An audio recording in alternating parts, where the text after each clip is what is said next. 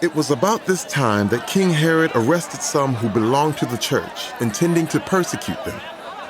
He had James, the brother of John, put to death with the sword.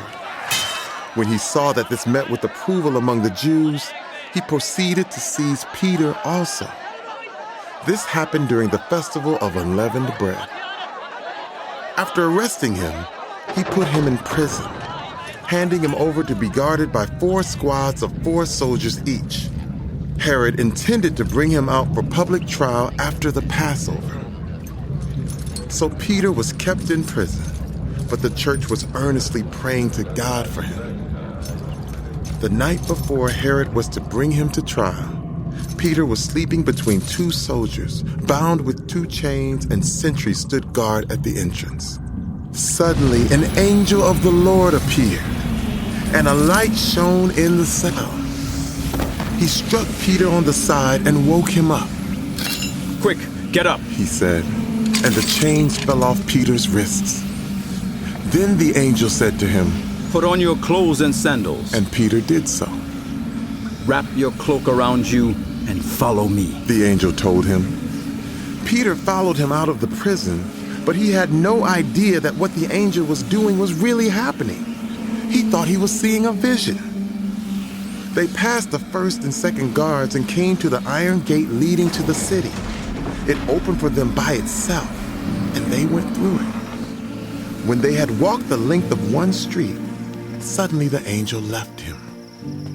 Then Peter came to himself and said, "Now I know without a doubt that the Lord has sent his angel and rescued me from Herod's clutches and from everything the Jewish people were hoping would happen." When this had dawned on him, he went to the house of Mary, the mother of John, also called Mark, where many people had gathered and were praying. Peter knocked at the outer entrance, and a servant named Rhoda came to answer the door. When she recognized Peter's voice, she was so overjoyed she ran back without opening it and exclaimed, "Peter is at the door." "You're out of your mind," they told her. When she kept insisting that it was so, they said, "It must be his angel." But Peter kept on knocking, and when they opened the door and saw him, they were astonished.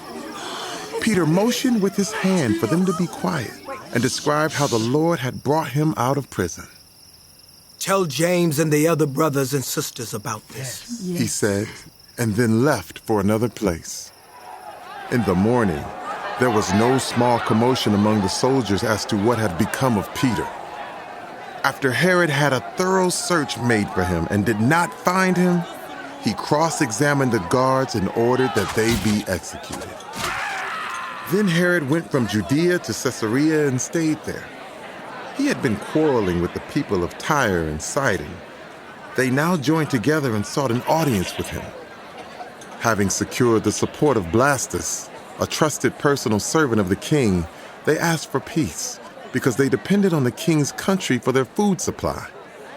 On the appointed day, Herod, wearing his royal robes, sat on his throne and delivered a public address to the people.